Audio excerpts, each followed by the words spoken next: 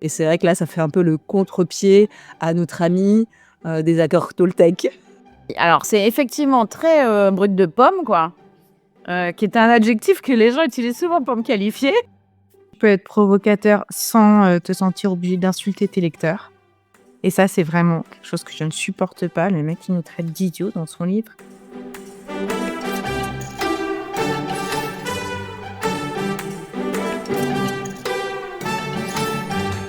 Bonjour à toutes et à tous et bienvenue au Book Club de Madame Boss, un podcast de copines pour discuter de lectures qui nous aident à avancer dans nos vies et dans nos carrières. Ici, nous conjuguons notre amour des débriefs de copines et des livres pour vous partager nos pépites. Biographie, mémoire, business book ou encore livres de développement personnel. Rejoignez-nous pour des débats animés autour de ce qui nous a inspirés ou au contraire énervés dans nos lectures. Et n'hésitez pas à consulter notre site internet et nous y laisser un message sur madameboss.fr. Je m'appelle Agnès et je suis ravie d'être accompagnée par mes incroyables copines et co-animatrices, Hélène et Marie.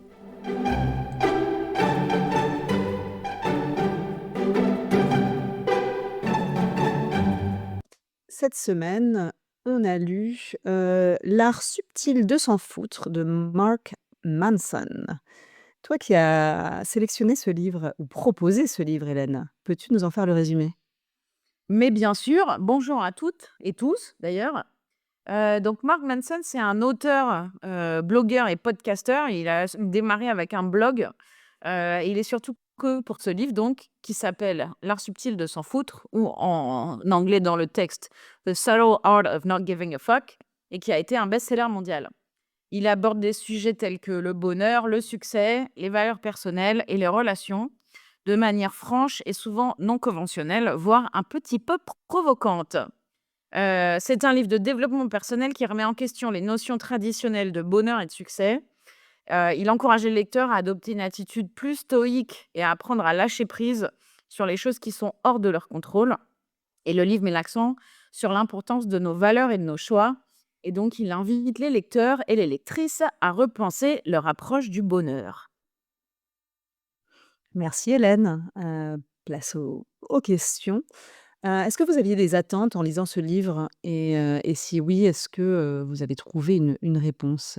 Marie? Alors, moi, je tiens à dire que dans ma famille, je suis connue pour mon mode fuck, comme ils disent. Et donc, je partais du principe que ce bouquin n'allait pas m'apporter grand-chose, en tout cas, n'avait rien à m'apprendre. Et d'un autre côté, je me suis aussi souvenue qu'il y a moult années, un pauvre touriste que j'ai rencontré pendant un voyage où moi-même je faisais du tourisme m'a mansplainé comme quoi ça me ferait du bien de le lire. Sympa. Voilà, donc pas que je pense que le jugement de ce type soit important dans ma vie, mais je m'en suis rappelée. Je me suis dit: «Bon, bah, vois quand même ce qu'il y a écrit là-dedans». Sachant que Hélène, elle m'avait partagé des billets de blog de Marc, il y a déjà aussi plusieurs années. J'avais décidé que ça me plaisait pas, mais j'étais incapable de redire pourquoi. Ça me plaisait pas. Donc voilà, j'avais pas énormément d'attentes, si ce n'est voir un peu, de quoi ça s'agit. Et j'ai fini par mettre une croix dans le fichier Excel, pour, voilà, pour qu'on puisse un peu avancer, choisir un livre et que ça me fasse peut-être un peu de crédit pour vous faire lire Nadine plus tard. Est-ce que ça a répondu à ses attentes? Ah, Mmh, toujours cette Nadine. je n'en démords pas. Est-ce que ça a répondu à cette attente? Ben, oui, ça a répondu à l'attente. Je sais maintenant mieux pourquoi j'ai pas aimé le livre. Voilà. Ah, suspense! C'est trop bien, j'adore. À toi Hélène. Alors moi, pour une fois, c'est moi qui avais déjà lu ce livre. Moi, je l'ai acheté quand il est sorti, ce bouquin, parce que donc comme Marie vient de le dire, je lui avais déjà envoyé quelques articles de ce mec, que j'aime bien, enfin j'aime bien son contenu et donc je l'avais lu au moment de la sortie, je l'avais trouvé bien, mais comme c'était en 2016 et qu'entre-temps j'ai dû lire 500 livres, mes souvenirs en étaient un peu flous, quoi et donc je me suis dit que c'était l'occasion de le partager avec vous, les amis. Donc voilà, donc je voulais voir si, il me plaisait toujours, et si j'ai trouvé toujours un intérêt. La réponse est oui. J'ai stabiloté des nouveaux trucs, j'ai stabiloté un peu des trucs que j'avais déjà stabilotés et moi, c'est un livre, que j'aime bien. Voilà. Génial. Ah, j'adore, ça va être super intéressant avec cette confrontation complètement inhabituelle et inédite. Je suis trop contente. Alors moi, j'avais pas beaucoup d'attentes. Bon, j'avais compris du titre et du fait qu'il est partout, dans tous les aéroports, les gares de bus et dans toutes les mains des backpackers qu'on n'aime pas. Mais on en reparlera peut-être, Marie, de ce mec qui t'a proposé de lire ce livre. Voilà, donc ce bouquin, on le voit partout. Je l'avais déjà un peu feuilleté. Bon, je m'attendais à un livre un peu direct, qui invite, un peu à lâcher prise et je vais être, succincte, je n'ai pas été déçue. Voilà. Place à la deuxième question. Qu'avez-vous pensé du style de l'écriture de l'auteur? Et bah, je vais enchaîner puisque, pour le coup, le style, c'est ce qui rend le livre vraiment, atypique. Il est quand même assez fun. Il y a beaucoup de blagues, il y a énormément de vulgarité. C'est, bon, assez provocateur et direct. Et puis c'est structuré d'une manière, qui est, classique, et efficace. 9 chapitres avec des titres, qui vont de «N'essayez pas» à «Et puis tu meurs». Voilà. C'est quand même, une force, moi, je trouve, du livre. Mais peut-être que ce n'est pas partagé par mon amie Marie? Alors pas du tout. Moi, je pense que non, mais je pense que tu peux être provocateur sans, te sentir obligé d'insulter tes lecteurs et ça, c'est vraiment quelque chose que je ne supporte pas, le mec qui nous traite d'idiots dans son livre. «Yes, I'm looking at you, dumbass». OK, super, j'adore, donc voilà, donc ça, il le fait pas qu'une fois, ça me va pas. Ensuite, paye ses références. Je cite, hein, j'ai traduit moi-même: «Marc, tu me fais durcir les tétons, mais qu'en est-il de la Camaro pour laquelle je me mets de côté?» Voilà, une autre citation. Elle n'a pas fait de sexe depuis 30 ans. Voilà, donc il nous dit bien quelles sont un peu ses priorités et comment il juge les gens. Je vous emmerde. Super. On réalise qu'on ne va jamais sentir les tétons de Jennifer Aniston, pardon. Excuse-moi, pas Jennifer Aniston. L'éloge, l'éloge d'Anistoche. Et ce mec gros, moche avec une femme laide. Et moi, tout ça, ça va au-delà du provocateur, c'est très méprisant, c'est très insultant et directement insultant, par rapport au lecteur.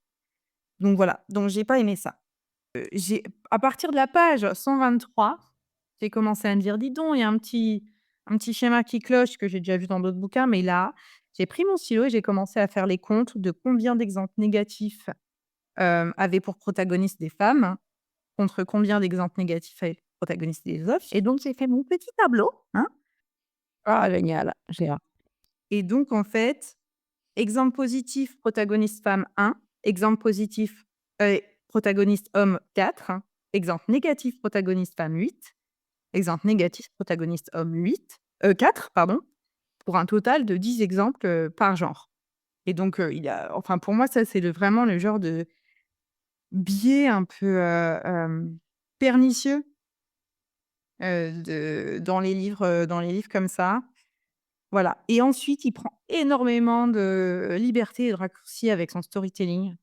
Donc je suis allée revoir un peu ce qu'il nous dit, notamment, je sais pas pourquoi, mais l'histoire du chanteur de Megadeth là, ça me semblait un peu chelou. Je suis allée voir. Le mec il s'est pas fait virer du jour au lendemain sans raison, en fait. Il est alcoolique. Avant de rentrer dans le premier groupe qui était quand même Metallica, il avait un passé de violence. Son chien avait attaqué des membres du groupe. Enfin, il s'est pas fait virer du jour au lendemain sans savoir et sa détresse ne tient pas du fait qu'il se compare avec les mauvais indicateurs, ce qui est un peu ce qu'il nous explique. Je sors un peu du style là, désolée, mais en gros, Marc nous explique: «Mais bon, comme il a continué à se comparer à Metallica et il avait du succès, mais pas autant que Metallica, il a jamais été heureux». Et il nous dit que son problème, c'est qu'il se compare mal, en fait. Mais en fait, non, son problème, c'est qu'il est alcoolique. C'est une maladie, c'est pour ça que tu es pas heureux. C'est pas, parce que tu te compares à Metallica et donc ça, écoute, l'alcoolisme notoire, hein, je l'ai pas inventé, est complètement passé sous silence et il prend des libertés comme ça avec plein de storytelling, qui vraiment, nous fait à sa sauce. J'ai d'autres exemples, je vais pas forcément m'étaler dessus, mais je les ressortirai si besoin, heu, pour le débat. Et sinon sur le style, beaucoup de platitudes, hem et j'ai eu du mal aussi à trouver le fil rouge et donc en résumé, pour moi, c'est un style, très putaclic. Voilà. putaclic, c'est pas très Nadine ça, hein? C'est pas Nadine du tout, quoi. Ah non, c'est pas très Nadine, mais c'est maintenant un mot qui est rentré dans l'usage commun, pour voilà. Enfin, Hélène qui connaît bien le SEO pourra mieux l'expliquer que moi ce terme, qui voilà, qui t'incite à lire, à acheter le bouquin. Tout à fait. C'est un terme qui est rentré dans le langage courant. Tout à fait, putaclic. Et effectivement, tu as un tout petit peu empiété sur le contenu, on sera ravis d'aller un peu plus en détail sur toutes les libertés qu'il prend, sur ces exemples de femmes qui m'ont également beaucoup choquée. Mais avant ça, moi, je suis très curieuse. Hélène, toi, est-ce que tu as aimé le style, très vulgaire là, un peu camionneur là? Je me suis dit: «Peut-être ça va lui plaire à celle-là». Bah, moi, vous savez qu'un de mes gros problèmes d'enregistrer ce podcast, c'est que je dis des vulgarités tout le temps. Je veux dire, on en a déjà parlé. Donc, moi, ça me choque pas du tout qu'il y ait des vulgarités partout. Au contraire. Alors, moi, le storytelling, je suis un peu passée dessus parce que il fait des exemples pour un peu prouver son propos, ce qu'ils font tous d'ailleurs, hein, donc, évidemment, il raconte des petites histoires, il prend des exemples de sa vie à lui, de gens qu'il connaît et cetera. J'ai pas été chercher si c'était la vérité comme l'a fait Marie. J'ai pas non plus fait le compte. Moi, je trouve que alors c'est effectivement très, brut de pomme quoi, qui est un adjectif que les gens utilisent souvent pour me qualifier. Jamais entendu moi, brute de pomme. Voilà, un petit peu ou brut de décoffrage, ça dépend comment on veut le tourner. Et moi, je trouve qu'à l'inverse de plein d'autres bouquins de développement perso que je trouve absolument insupportables dans le style, il passe pas son temps à te cajoler, à te faire des bisous, et à te vendre des bisounours, quoi. Qui est moi le truc qui m'insupporte dans la plupart des bouquins de développement perso américains où, où c'est vraiment, voilà, on t'emmène, on te fait des câlins, tu es formidable, tu es un être et lui, alors ça fait partie de son style, mais dans ses propos, il dit aussi un peu le contraire et je trouve que le style est adapté à ce qu'il raconte. Après, je suis d'accord avec Marie, il y a des fois où c'est, pas nécessaire. Alors moi, je me suis pas sentie insultée, moi, ça me fait plutôt rigoler. Donc comme quoi, je pense qu'il y a aussi, un peu une histoire de perception. C'est peut-être parce qu'effectivement, moi, je n'ai pas trop de problème, à dire à des gens, qui sont des dumbasses comme ça, un peu sur le ton de la plaisanterie. Donc voilà, je pense que Mark Manson et moi, on a peut-être un peu des trucs en commun sur la façon dont on communique et donc du coup, ça m'a beaucoup moins choquée que Marie, quoi. Ah, je me marre déjà, je me marre d'avance. Génial. Bon, bah, on a fait le tour du style, je crois. Passons aux questions de fond. On va parler de ce qu'on a aimé, de ce qu'on n'a pas aimé. Là, j'ai bien envie qu'on commence par ce qu'on a aimé quand même. Et puis bon, vu que tu as l'air d'avoir beaucoup de choses à dire, ma chère Hélène, je vais te passer la parole. Très bien. Et ben, je trouve que le contenu effectivement, va un petit peu avec son ton. C'est-à-dire que, je trouve qu'il parle de beaucoup de choses que beaucoup d'autres livres sur le même genre de thème évitent soigneusement ou alors, approchent avec des pincettes. Et moi, ce que j'apprécie dans la façon dont il déroule son propos, c'est, sa franchise et son pragmatisme un peu sur certains sujets. Heu, donc il aborde des thèmes, je vais pas refaire la structure du bouquin, mais en gros, il aborde des thèmes un peu sur les valeurs, des gens, les choix de vie, et en gros, en disant des trucs qui sont un petit peu, voilà, antagonisants du genre, «Non, tout le monde n'est pas spécial, vous allez pas être tous, faire des trucs extraordinaires dans votre vie et en fait, c'est pas grave, parce que la plupart des gens sont comme vous et donc il faut peut-être réajuster son échelle de valeurs justement pour décider, bah, qu'est-ce qu'on veut faire de sa vie». Après, il y a toute une partie sur la souffrance. Alors, c'est mal traduit en français parce qu'en anglais, dans la version anglaise, il parle beaucoup de pain, qui est un terme assez vague en anglais et sur la douleur de la vie, quoi. En général, qu'elle soit, petite, comme quand on a fait trop de squats à la gym ou très grande. Hem Et en gros, il dit que, la plupart des guides ou des bouquins essayent en fait de conseiller aux gens comment éviter la douleur et c'est la mauvaise question. En fait, la question qu'il faut se poser, c'est: «Quelle est la valeur de cette souffrance-là?» C'est-à-dire, est-ce que la raison pour laquelle je suis dans une situation inconfortable ou douloureuse, elle vaut la peine et elle est ajustée à mes valeurs.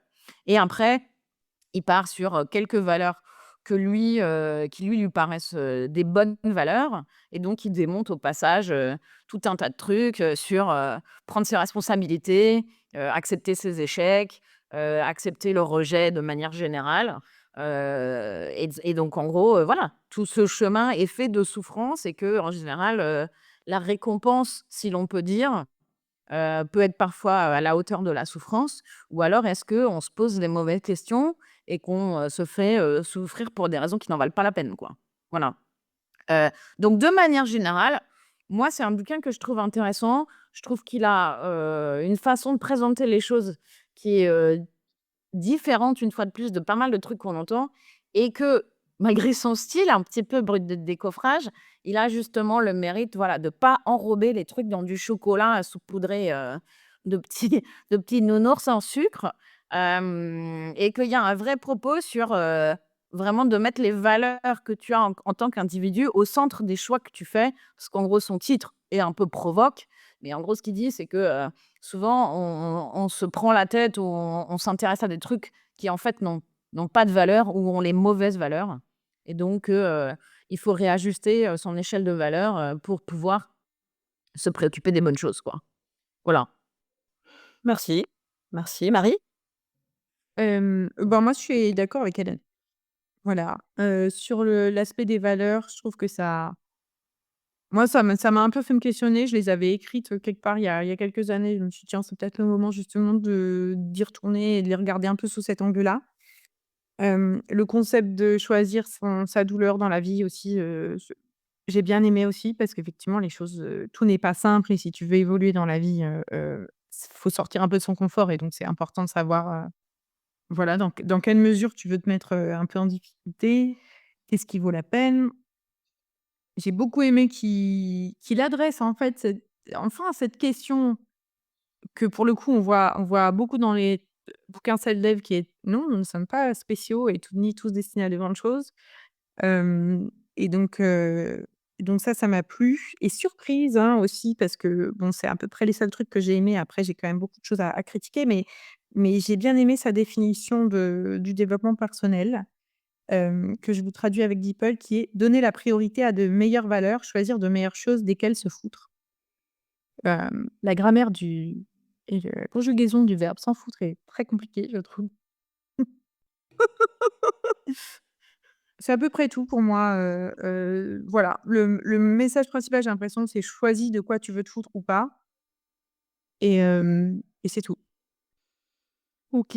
Je vais plus soigner certaines choses, mais avant ça, moi globalement j'ai pas aimé, hein, en fait, le livre, à cause, des exemples, qu'il utilise pour illustrer ses propos, qui m'ont beaucoup gênée. Je pense que cette personne, j'ai envie de la taper, voilà, et qu'elle voilà, elle m'a donné trop d'exemples, de sa vie, du sale, mec, qui veut, juste, baiser des meufs et je revois tous ces vieux backpackers dégueulasses en Asie, voilà, qui ont un melon de ouf et qui se Hem, sentent plus pissés, et qui voilà, tu rajoutes la vulgarité dessus, j'ai trouvé que c'était assez misogyne. mmh. Donc du coup, ça j'ai eu du mal. Du coup, j'avoue que je l'ai lu très vite. J'ai dû sauter des passages, parce que ça m'énervait trop.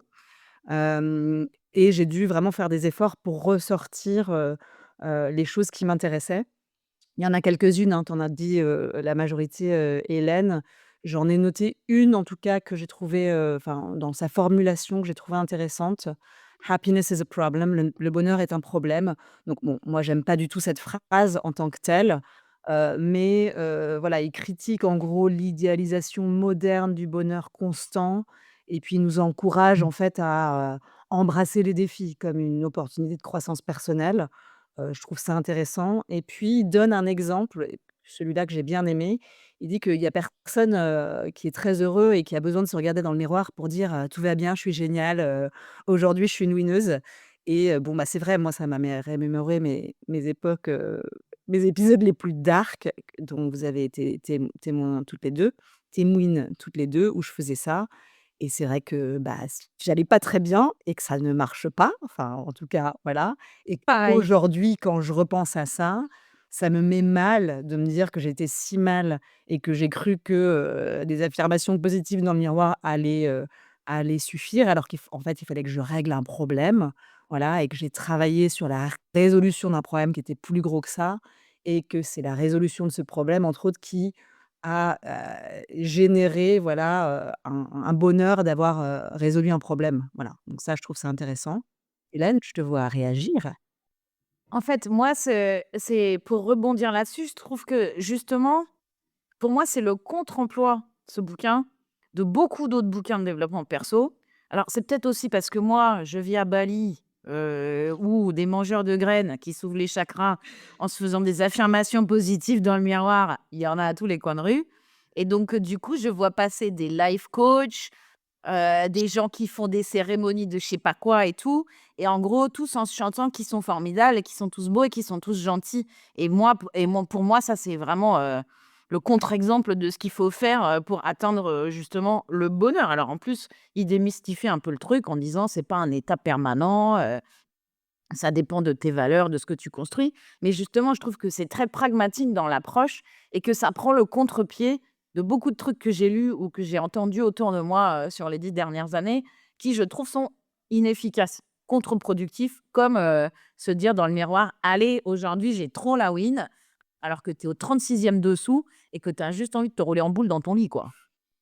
Bon, et ben, je reprends là-dessus, donc voilà, ça m'a parlé. Encore une fois, à chaque fois, c'est en faisant l'effort, d'éliminer tous les trucs un peu toxiques qui entourent, ces phrases, parce qu'il y en a beaucoup, je trouve.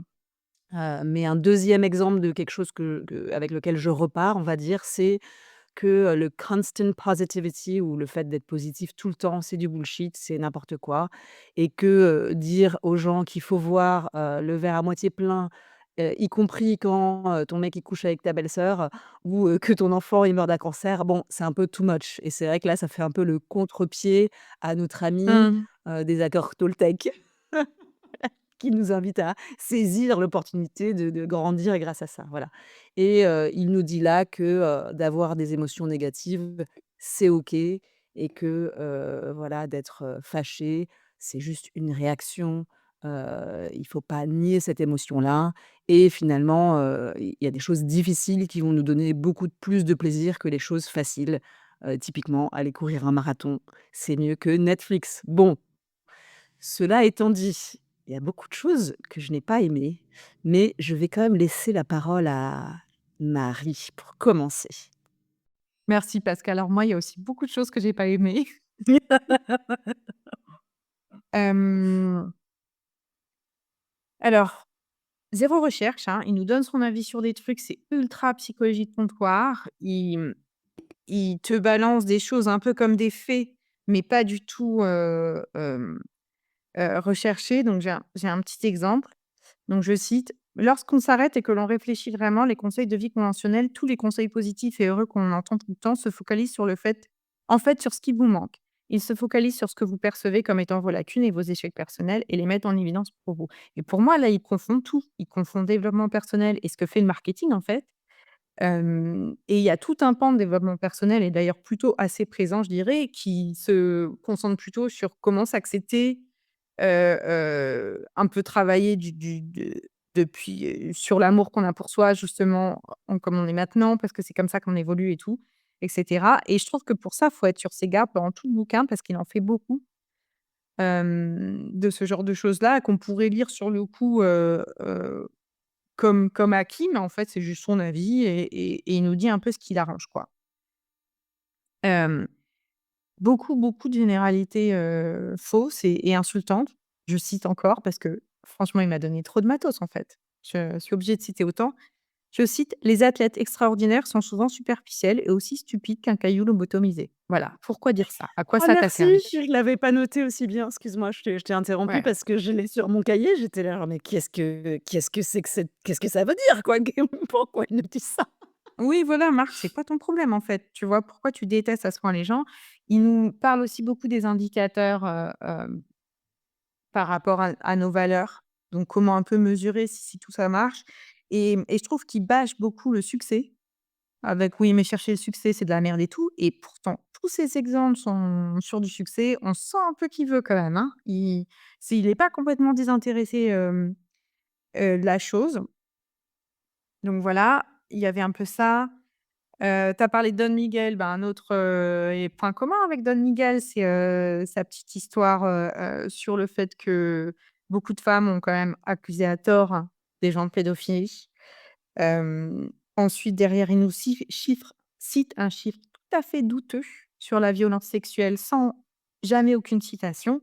Et ça, en fait, enfin, peu importe si ce que tu nous racontes, c'est vrai ou pas, mais pour moi, le sujet, à ce stade, il est beaucoup trop sérieux et beaucoup trop touchy pour ton bouquin et son ton, justement, qui se veut, justement foutiste et provoquant. Et ce que tu dis peut avoir beaucoup trop de conséquences, hem, que tu ne maîtrises pas par rapport à l'intérêt d'en mettre 3 pages dans ton livre, quoi. Donc voilà, et il faut citer Marc, il faut citer, hein, pour prouver aux gens que tu écris pas de la merde, en fait. Notamment sur des sujets aussi sérieux que ça, mais aussi sur tout le reste où je sais pas, ce que tu nous dis. Et ces exemples, de manière générale, je trouve que c'est énormément éloge de la médiocrité, quoi. Ça m'a même démotivée par moments et après je me suis raccrochée au truc. Je me suis dit: «Non, non, tu viens de lire Atomic Habits, tu y crois, quoi. Tu veux te motiver, dans ta vie pour t'améliorer et pas juste décider que tu t'en fous de tout sauf des 3 valeurs qui comptent pour toi». Je plus sois complètement, et j'ai noté énormément de choses aussi, donc je vais pas toutes les dire. Globalement, vraiment, c'est cette voix de sale mec, machiste, et autosuffisant, que j'ai détesté, puisqu'il ne fait que critiquer, les personnes comme lui, en fait, et il se cite en exemple régulièrement comme si c'était le mec du passé, il était comme ça, mais à aucun moment on a l'impression qu'il ait changé. Donc il dit qu'il se tapait plein de nanas, qu'il faisait des concours, il cite des exemples, c'est toujours des trucs vulgaires qui pourraient être drôles s'ils étaient placés dans un contexte, ludique, mais là qui font vraiment sale mec, vraiment j'ai trouvé que c'était un sale mec, et effectivement c'est, moi je trouve la preuve du fait qu'il va pas chercher très loin avec ces exemples, sur, cette femme qui a inventé un souvenir de s'être fait violer par son père, heu et il évoque que ça arrive beaucoup, tout le temps. Voilà, il utilise des mots très, approximatifs. Il donne effectivement des chiffres non sourcés.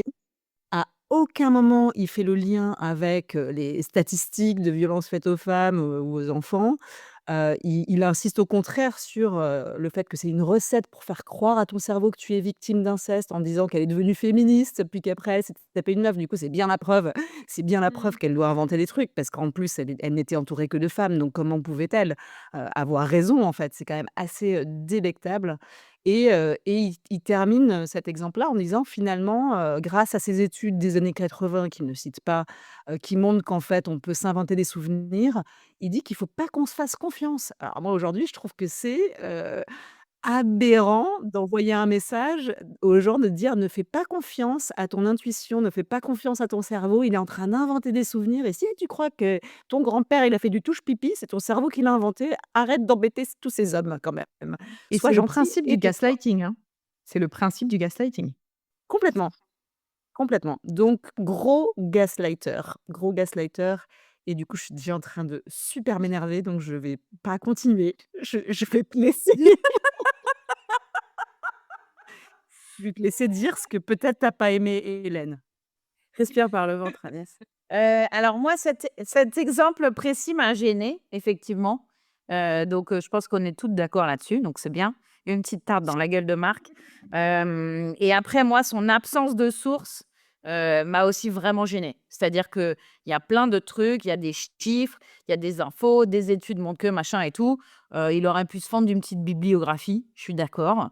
Et effectivement, à nous donner un peu des sources. Après oui, il y a plein d'anecdotes sur lui qui le montre, sous un jour détestable. Tout à fait d'accord avec toi. Alors moi, ça m'a pas, comment dire? Ça m'a moins gênée dans le sens où, je n'y vois pas, enfin, j'y vois plutôt une espèce de contrition de sa part, même si effectivement, il m'a rappelé des gens que j'ai rencontrés partout en Asie il y a 15 ans. Et Tout et à encore fait. aujourd'hui, je pense, Hélène, je pense que c'est ça. Peut-être que tu moi, j'ai mon seuil de tolérance a changé. Peut-être que tu as un seuil qui s'est abaissé parce que tu as pas le choix. Oui, tu te baignes dedans. Oui, parce que je suis entourée, de gens comme ça. Enfin, entourée. Heureusement non, j'ai des amis, mais je veux dire, je suis dans un environnement où des gens comme ça, il y en a plein, quoi. Donc effectivement, entre les gens qui cherchent le sens de la vie en s'ouvrant les chakras à Ubud et les mecs qui, passent 3 semaines, à Bali pour essayer de serrer tout ce qu'ils peuvent, c'est sûr que je suis pas dans un environnement favorable. Mais moi, c'était vraiment, voilà, l'absence de source, ça m'a vraiment gênée et puis après, une fois de plus, moi, ces petites pointes de vulgarité, la plupart du temps, ça m'a fait rigoler. Il y a des fois où je suis là: «Ah ouais, là, c'est sûr, ça va faire un peu grincer des dents». Mais bon, ça m'a pas, plus chiffonné que ça, quoi. Après cette anecdote que tu cites effectivement, sur l'histoire, des violences sexuelles, ça m'a vraiment gênée. Merci, je te vois bien ricaner toute seule devant ton bouquin là. Regarde, recule a des gros pots. Ah là là, je pense que quand on va lire Nadine, ça on va être sur un tout autre, tout autre registre. C'est l'épée de Damoclès, ce bouquin de Nadine, hein. Ça fait des semaines et des semaines qu'on en parle, ça va finir par arriver. Question de conclusion. Que va-t-on faire avec ce livre, Marie? Alors moi, c'est un peu, la revancharde qui s'en remet pas, mais je pense que je vais l'envoyer avec mes commentaires au mec du bus qui me l'avait conseillé. Enfin, je dis ça, c'est un fantasme, hein, j'ai pas son nom, j'ai pas son adresse, je pourrais jamais le retrouver, mais un peu pour lui dire: «Écoute, tourne cette fois ta langue dans la bouche parce que ce bouquin, c'est vraiment de la merde». Et tu juste la pute qui a cliqué sur le putaclic, en fait. Voilà, et je voulais aussi mentionner, il a quand même écrit son livre d'après, c'est «L'art subtil de séduire les femmes». Mmh. Et il a Voilà, un blog, pour, lever des femmes à la séduire les femmes. ouais, Mmh. voilà, il parle beaucoup de son blog pour niquer, en fait. C'est intéressant, n'est-ce pas? Hélène, tu vas nous dire quelque chose de très positif, tu vas l'offrir à qui? Bah, alors moi, franchement, si je pouvais, j'en achèterais 2 caisses et j'irais les distribuer à Ubud. My God! Oh là là! À tous les gens là qui font des affirmations positives le matin dans le miroir et qui après mangent que des graines pendant Mais 3 jours. non, Je Hélène, pense ne que ça leur transporte pas les gens qui sont dans le besoin en en Mais oui, prédateurs. Tu vas les mais oui, transformer en c'est quand même mais c'est pas une vachement prédateurs. mieux de histoire faire de des affirmations prédateur. et de manger des graines plutôt que de commencer à dire de la merde, Mais on je dit s de la merde, quoi. mais je suis pas d'accord. Moi, je pense que le propos est souvent mal amené. Je suis d'accord avec vous, c'est vulgaire, OK, mais après toute cette histoire sur les valeurs et choisir des bonnes valeurs, je pense que ça ferait du bien à des gens de lire ça. Il y a tout un passage sur l'entitlement qui est pas vraiment traduisible en français, quoi, qui est quand même, un truc que certaines personnes ont besoin de lire, quoi. En fait, tu pas spécial, t'es pas magique, t'es pas une licorne et c'est pas parce que tu manges des graines pendant une semaine que ça va changer, quoi. Voilà. Donc ouais, ouais, je suis désolée, voilà, je suis désolée. Peut-être que c'est cet environnement auquel je suis constamment exposée depuis des années et des années.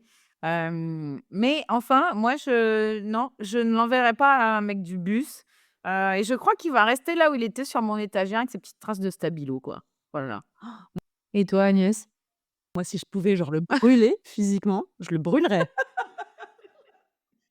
Ah non, mais trop de violence, trop de mépris, trop de haine, et pas assez de répartie, quoi. Pas assez de, dire à OK, j'ai beaucoup rigolé quand il parlait de Jimmy, par exemple, ce average Jimmy là, que genre: «Tu pas spécial».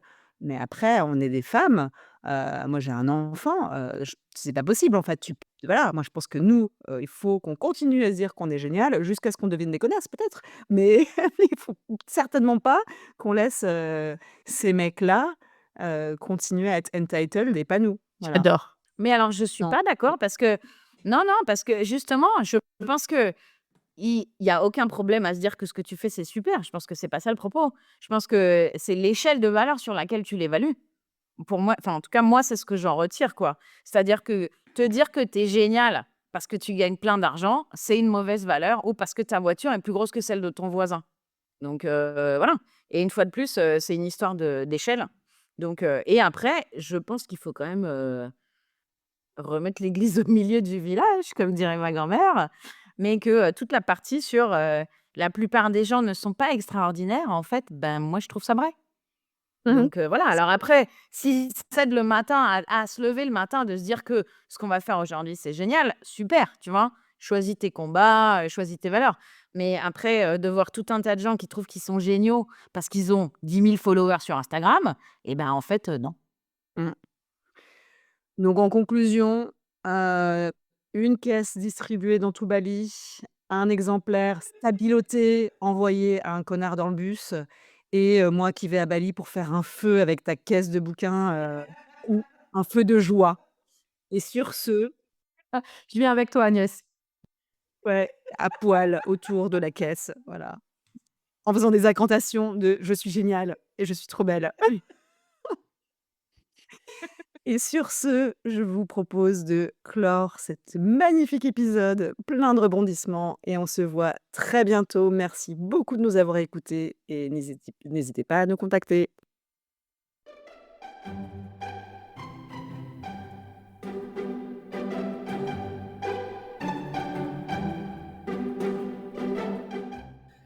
Merci de nous avoir écoutés. Nous espérons que vous avez aimé cet épisode. Madame Boss, c'est avant tout 3 copines: Hélène, Marie et Agnès. Moi, c'est Hélène. Je suis la Madame Boss qui travaille 60 heures par semaine, mais qui essaye de s'en sortir, tout en réfléchissant à mes prochains business. Je lis des tonnes de livres et j'adore les stabilotés. Moi, c'est Marie. Je suis à Madame Boss qui se déclare sceptique du développement personnel, mais qui passe mes week-ends à faire des programmes pour atteindre mes objectifs. Et moi, c'est Agnès. Je suis la Madame Boss qui ne se souvient pas de tout ce qu'elle lit, mais qui adore les podcasts, les copines et le temps libre qui nous permet de vivre de nouvelles expériences. Si vous voulez nous soutenir, n'hésitez pas à laisser une note sur votre application de podcast préférée ou à nous envoyer un petit message. Merci et à bientôt!